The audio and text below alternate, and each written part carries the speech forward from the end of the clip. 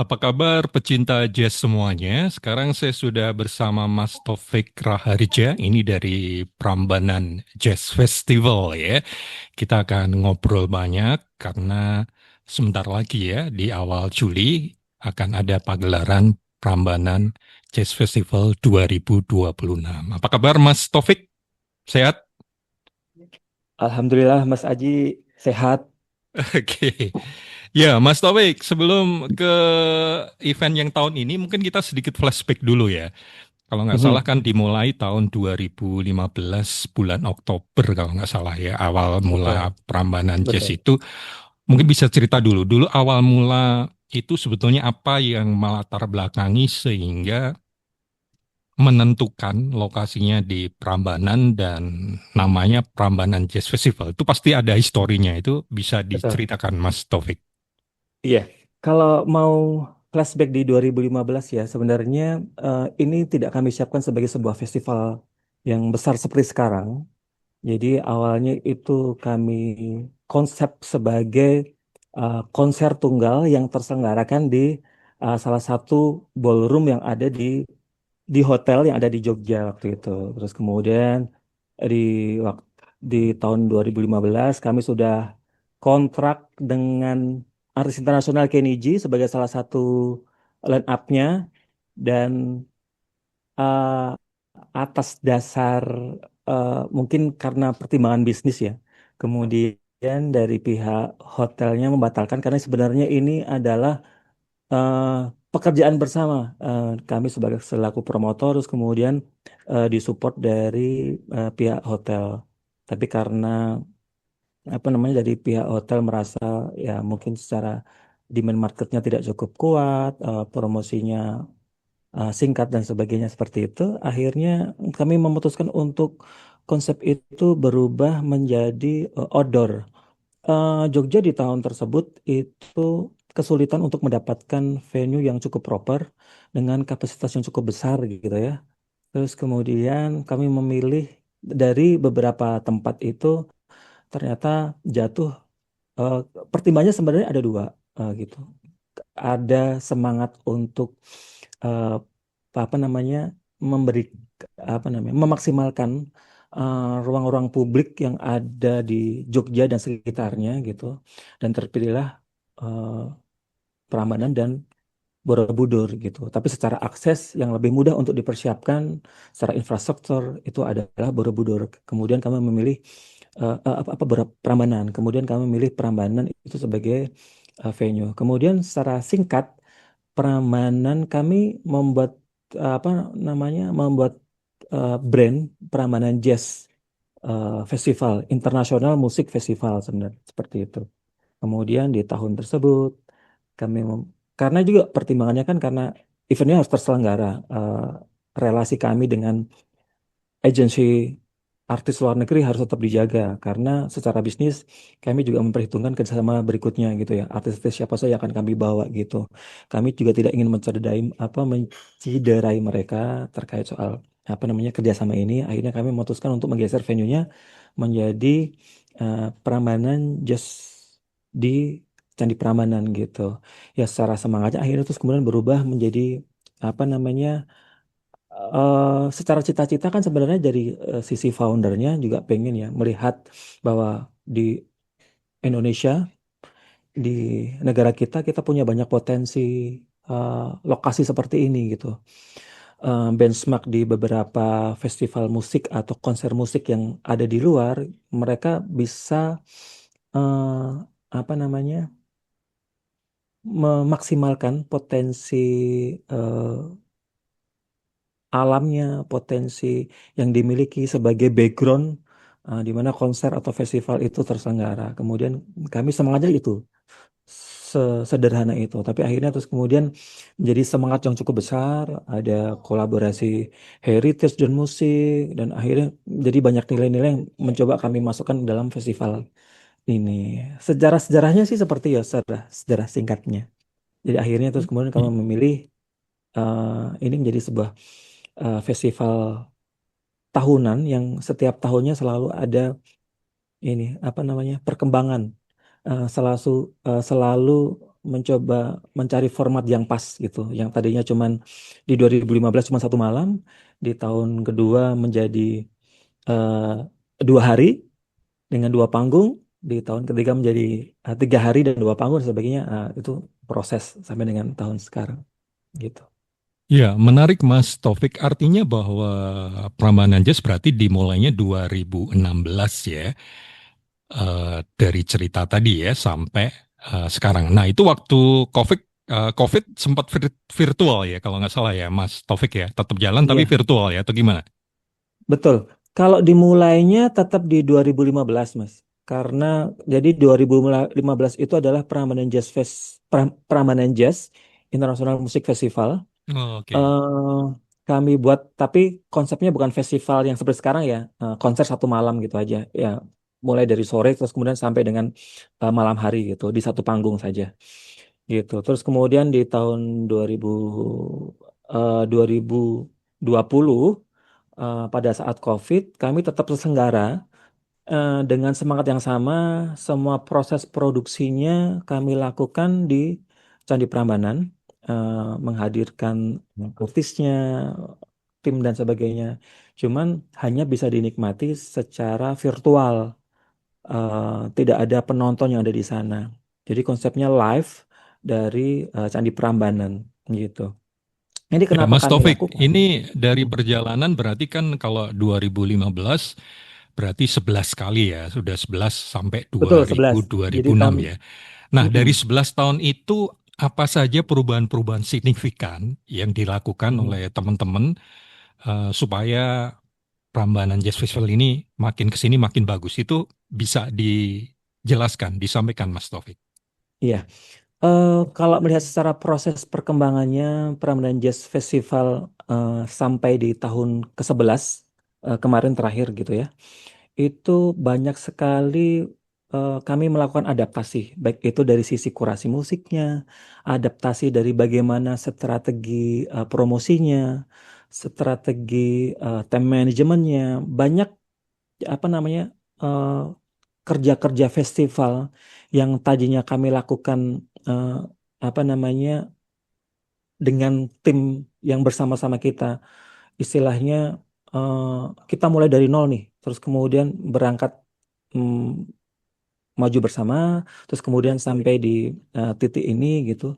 Jadi eh, itu itu mengalami banyak sekali perubahan karena kalau kita ngelihat ya secara generasi saja ya, Prambanan Jazz di tahun pertama anggap saja seperti itu, secara penonton, bagaimana mereka apa namanya mengakses informasi, cara mendapatkan tiket, penontonnya itu tuh sudah sangat berbeda di tahun yang ke-11 ini gitu. Jadi itu yang harus kami lakukan, adaptasi untuk apa namanya untuk mendapatkan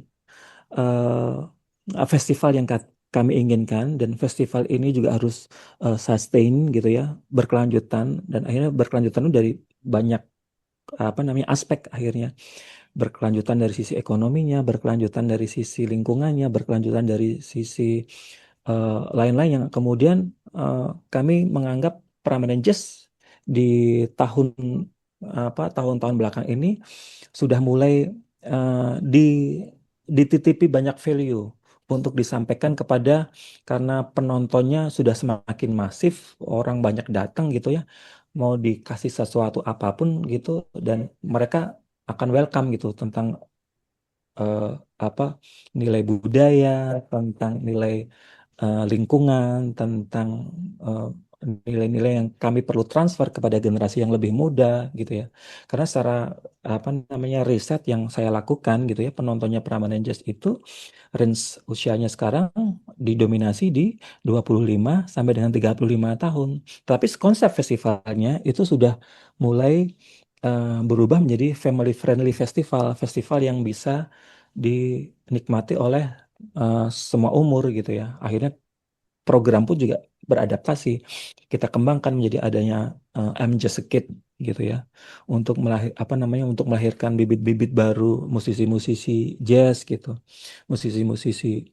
Kemudian ada line up yang lebih apa senior gitu ya, yang legend gitu yang kami hadirkan gitu. Mungkin line up tersebut di era-era itu belum banyak festival seperti sekarang. Akhirnya juga banyak yang eh, generasi-generasi Gen Z yang membelikan tiket untuk apa namanya orang tua mereka untuk sengaja dihadirkan situ untuk bisa menonton dan menikmati experience festival di Prambanan Jaya seperti itu. Jadi eh, perjalanannya cukup banyak dan kami selalu mencoba untuk s- bertransformasi dan beradaptasi dengan segala sesuatu yang terjadi sekarang.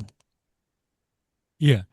Kalau kita amati kan sebetulnya Prambanan Jazz Festival ini bukan hanya sekedar kita nonton saja ya, tapi ada beberapa Betul. kegiatan value ya yang punya Mhm. nilai lebih yang diadakan. Mungkin bisa Mhm. diceritakan ya sejauh perkembangan itu sebetulnya di Prambanan Jazz itu selain ya ada konser sebetulnya ada apa?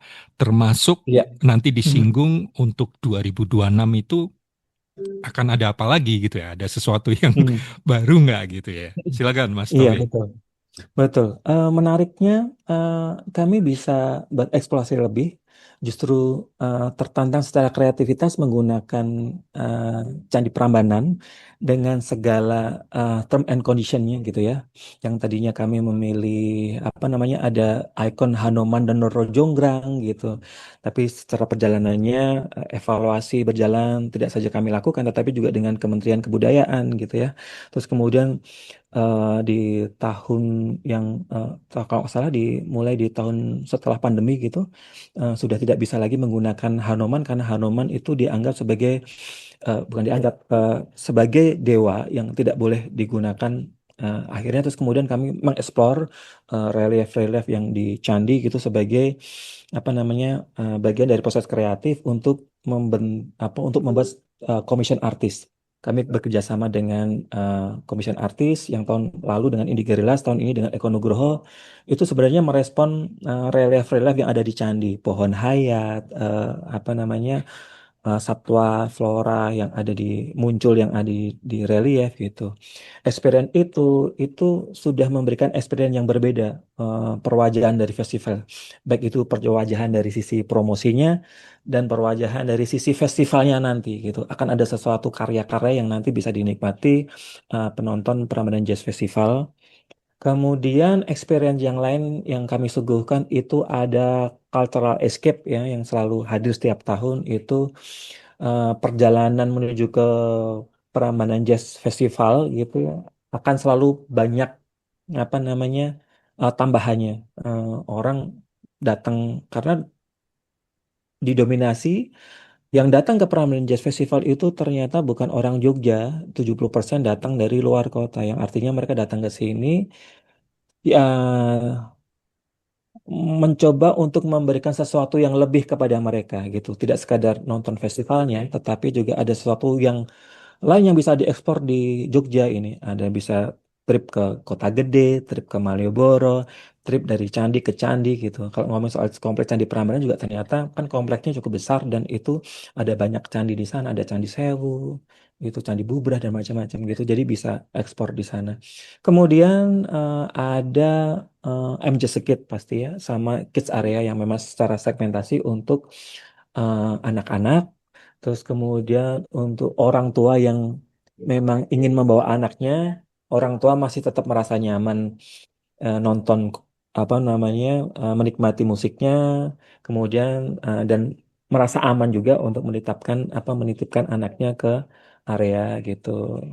Kemudian ada yang lain itu ini berkain ke Prambanan Jazz gitu, experience untuk nonton festival tapi dengan wastra Nusantara, bisa dengan batik, bisa dengan lurik, tenun gitu dan mm, macam-macam gitu ya. Yang berkain ke Prambanan Jazz Festival gitu.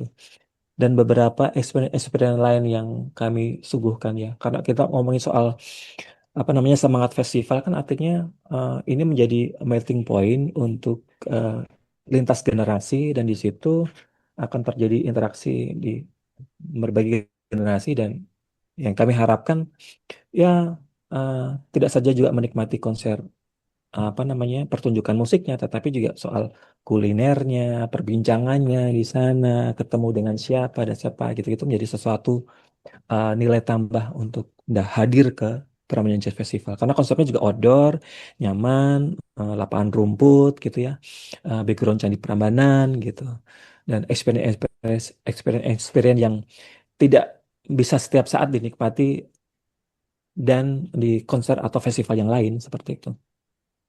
Ya, Mas Taufik, ini tadi sempat dijelaskan ya, secara marketable tadi saya amati juga line up yang tahun 2026 juga seperti itu ya. Artinya bahwa target ya penonton dari anak muda sampai bahkan mungkin usia sampai 60 ya ternyata di cover ya karena ada Betul, Michael betul. Onturok ya. Ini saya pikir Mm-mm. bagus ya. Itu bisa memang itu target seperti itu dimulai dari tahun kapan ya? Atau memang itu sudah dibakukan seperti itu ya?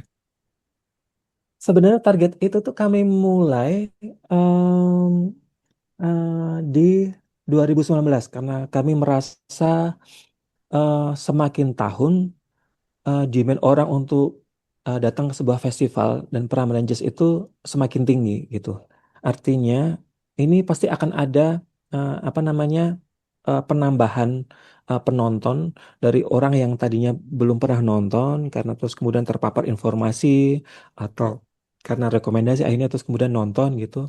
Dan dari situ eh, artinya penonton Prambanan Jazz di tahun pertama mereka masih tetap stay dan penonton Prambanan Jazz di era-era sekarang itu adalah pertumbuhan dari penonton-penonton yang terjadi di era sekarang gitu ya. Yang akhirnya terus kemudian secara line up kami kurasi benar gitu ya. Yang secara demand dan marketnya yang cocok sama mereka apa gitu. Yang secara kurasinya kami mencoba untuk masuk ke mereka gitu. Akhirnya terus kemudian pilihan-pilihan itu di 2019 kami sebelum itu kami sempat memunculkan dua juga di 2017 kalau nggak salah yaitu 90s festivalnya versi di Prambanan Jazz Festival gitu ya. Jadi ada 90s yang mereka ingin bernostalgia untuk menikmati konsep pertunjukan gitu ya. Terus kemudian dari situ ternyata memang dinikmati dan istilahnya orang ngerasa puas gitu. Artinya bahwa dari sisi kami sebagai kreator, kami terchallenge, oh, harus ada sesuatu yang lebih ini. Kami cari yang lebih legend lagi siapa gitu. Akhirnya terus kemudian di tahun kemarin ada Deloitte, Panburst gitu juga masuk gitu. Jadi sesuatu yang eh eh, apa? Jadi sesuatu yang istimewa buat sebuah festival gitu, menghadirkan mereka gitu ya. Dan apa namanya? eh, perilaku-perilaku unik yang terjadi yaitu tadi soal gengsi, membelikan tiket hanya untuk orang tuanya, nganterin orang tuanya nonton dengan kursi roda, eh, menikmati mereka menemani, terus kemudian pulang gitu, selesai selesai di line up si eh, apa generasi tersebut gitu. Dan sampai sekarang gitu kan akhirnya juga kami mencoba untuk menambah ini harus cari lagi apa ada sebagainya gitu. Sekaligus ya gitu ya ketika ketika ini sebagai sebuah pintu masuk ketika pintu masuknya orang sudah sangat nyaman di dalam rumah sudah nyaman gitu mau disuguhin apa saja kan orang jadi menikmati gitu ya kita mau ngasih value apa saja tentang apa namanya edukasi soal eh, apa genre jazz dan turunannya gitu terus soal kulinernya tentang di Jogja tentang nilai budayanya bahwa ternyata di candi tidak boleh begini tidak boleh begitu gitu-gitu hal yang sebenarnya eh, mitos soal Roro Jonggrang dan Badung Bondowoso yang sebenarnya tidak dibangun dalam satu malam, tetapi ini nenek kita punya nenek moyang yang luar biasa yang sebenarnya punya daya eh, pengetahuan yang luar biasa membangun Candi Prambanan gitu-gitu itu menjadi sesuatu yang eh, value lebih yang kita pengen gitu ya selain soal itu tadi apa namanya line up dan sebagainya gitu Oke. jadi kayak semacam jembatan apa namanya Iya. pintu masuk untuk kita ngasih banyak sekali nilai ke mereka. Oke, Mas Taufik, kalau bicara target dari penonton atau yang Mm-mm. sudah jalan kan pasti sudah diketahui ya. Pertumbuhan Betul. penonton dari tahun ke tahun itu bagaimana? Kemudian dikaitkan juga dengan harga tiketing. Itu Mm-mm. bagaimana Mas Taufik ya? Mm-mm. Ya, kalau secara pertumbuhan penonton itu di setiap tahun kalau di apa namanya ya 3 tahun terakhir ya, saya melihatnya seperti di tahun berarti ya, ada pertumbuhan tahun sebelumnya di 2 tahun lalu itu di eh, 45.000, kemudian di tahun kemarin itu 75.000. Kami menghitungnya secara admisi ya, secara kunjungan orang masuk ada dalam sebuah venue gitu. Dan ditargetkan tahun ini itu 90.000 dengan berhitung kapasitas maksimal di area yang kami gunakan gitu. Meskipun sampai dengan hari ini Prambanan Jazz Festival juga selalu beradaptasi secara ruang yang bisa kami gunakan di sana gitu. Yang kan ruangannya juga yang tadinya hanya satu lapangan terus kemudian nambah jadi 2 lapangan gitu. Itu yang itu yang terjadi gitu ya. Dan secara harga tiket sih sebenarnya, eh, kalau harga tiket itu lebih pada hitungan bisnis dari sisi eh, operasional. Kalau bisa dihitung gini, ketika kita mendatangkan banyak sekali artis internasional, artinya secara cost production itu jadinya akan semakin tinggi gitu. Terus kemudian line up-nya ditambah banyak artis Indonesianya atau artis-artis Indonesia yang legend-legend yang yang sebenarnya akan susah untuk dikumpulkan terus kemudian bisa berhasil dikumpulkan, itu pasti ada dealing soal harga ke mereka gitu ya, pasti gitu yang pengen kami hadirkan menjadi pertunjukan yang istimewa gitu. Itu linearnya ke sana sih sebenarnya kalau kita berbilang bilang bahwa kalau harga tiketnya pasti setiap tahun selalu ada eh, pertumbuhan dari pengunjung juga dari harga tiket gitu, dan disesuaikan dengan konsep experience yang juga akan dihadirkan gitu. Oke, baik. Sekarang kita fokus ke Pramana Jazz yang 2026 ya. Mungkin silakan Mm-mm. Mas Taufik bisa menjelaskan nilai lebih apa, mungkin itu bisa dari line up atau Mm-mm. dari apa ya, yang untuk Mm-mm. 2026 supaya kita jadi lebih ingin ya untuk nonton. Oh Silakan ya, Mas Taufik. mm-mm. Betul. Yang sudah sangat jelas kelihatan ya sebenarnya Permanent Jazz di 2026 ini, saya mulai dari yang pertama adalah soal komision artisnya. Komision artisnya ini adalah Eko Nugroho yang sudah berkolaborasi dengan brand-brand besar di seniman dari Indonesia, seniman dari Jogja gitu ya, berkolaborasi dengan brand-brand besar yang bisa ditemukan di beberapa negara gitu. Karya-karyanya cukup ikonik yang akan kami hadirkan di sana nanti itu ada karya-karya Mas Eko Nugroho yang kami sajikan baik itu dalam bentuk 2 dimensi dan juga 3 dimensi ada di sana. Kemudian yang pasti kalau yang berikutnya adalah soal line up. Line up-nya ini spesial, eksklusif di Asia. Ada Niki gitu. Niki sudah jelas, kami selalu eh, selalu boost Niki ini karena kita tahu ya Niki musisi dari Indonesia yang punya nama besar apa di internasional gitu, dan kami hadirkan dan kami mm, pengen itu ada menjadi pertunjukan yang spesial dengan background Candi Prambanan. Kemudian ada em, apa juga Extraordinary Heroes yang internasional, ada The Rose, ada MLTR, ada Henry Moody yang itu juga dinikmati di anak-anak di Gen Z yang sekarang gitu. Tetapi kami tidak lupa juga musisi-musisi legend yang harus kami hadirkan. Itu yang sangat luar biasa. Kami berhasil untuk meminta Indonesia 6 untuk tampil lagi di Candi Prambanan setelah vakum lama ya gitu ya, tampil di Prambanan Jazz Festival. Kami hadirkan di situ. Itu menjadi salah satu cita-cita kami untuk bisa membawa mereka di situ. Selain musisi-musisi nasional. Selebihnya experience yang lain yang sudah saya sampaikan tadi, berkain ke Prambanan Jazz, Kiss Area, kemudian eh, pasaraya, kuliner dan sebagainya, itu menjadi daya tarik yang lain untuk bisa dinikmati di eh, Prambanan Jazz Festival di tahun ini gitu. Yang pasti ini lebih berwarna lagi, experience yang baru lagi, berbeda dari tahun yang lalu, dan secara line up ini juga banyak yang fresh, yang baru, yang banyak sekali orang juga akan menikmati Prambanan Jazz Festival di tahun ini, gitu Mas Aji. Iya.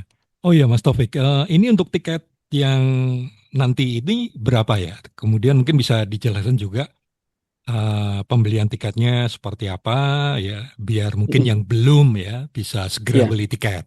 Mm-mm. Silakan Mas Taufik. Iya, tiket itu nanti masih bisa didapatkan di tiptip.id gitu secara online, dan harga tiketnya dari festivalnya eh, start dari 750 ya. Oh, di fase yang sekarang presale 3 ini. Kemudian nanti akan geser ke reguler, dan juga ditunggu nanti juga akan ada promo dari eh, apa namanya sponsor kami gitu, mungkin juga nanti bisa memberi ketika pengen lebih ekonomis gitu istilahnya gitu ya. Mungkin ada paket yang disiapkan oleh para sponsor kami untuk ke Prambanan Jazz Festival ini gitu. Jadi secara tiketnya masih tersedia. Ini mungkin hari terakhir untuk di fase presale 3. Besok sudah mulai ada kan di reguler gitu. Iya. Oke, oh ya, tadi saya belum nanya untuk venue gimana? Apakah ada perubahan atau sama seperti tahun lalu? Mm-mm. Beberapa stage-nya bagaimana itu, Mas? Iya, secara seatnya kami sama seperti dengan tahun lalu. Secara wilayah areanya ya, kami menggunakan 3 lapangan gitu. Ada di eh, Brahma, Wisnu, dan kemudian ada lapangan Panahan gitu. Ada satu stage juga. Kemarin kan juga ada 2 stage yang sudah sama besar gitu ya, di lapangan Brahma sama lapangan Wisnu gitu. Kemudian ada satu stage yang kami siapkan, itu stage Selanggam. Itu kami buat lebih intimate, konsep cafe indoor gitu. Yang ada experience tanaman-tanaman, lebih alam, grounding gitu-gitu. Itu yang kemudian menjadi menarik. Dan juga banyak musisi-musisi yang uh, jarang tampil, kami uh, hadirkan di konsep tersebut gitu ya, yang lebih bisa intimate gitu, Mas. Oke, nggak terasa udah 30 menit. Mungkin closing statement yang terakhir ini apa, Mas Taufik, yang Mm. ingin disampaikan menutup perbincangan kita ini? Silakan. Ya, uh-uh. Ya, terima kasih Mas Aji ya. Ya, semoga festival langkah dari Festival Prambanan Jazz Festival itu menjadi sesuatu yang itu bisa bisa menjadi pintu masuk untuk generasi muda, untuk bisa menikmati musik dalam negeri, musik kemudian juga heritage yang kita punya gitu. Terus kemudian nilai-nilai yang bisa eh, disampaikan kepada generasi muda itu cukup efektif melalui Prambanan Jazz Festival ini. Gitu Mas Haji. Ya, sukses Mas Taufik Raharja dari Prambanan Jazz Mhm. Festival. Semoga acaranya lancar. Oke, Mhm. ya, Terima kasih Mas Haji. oke.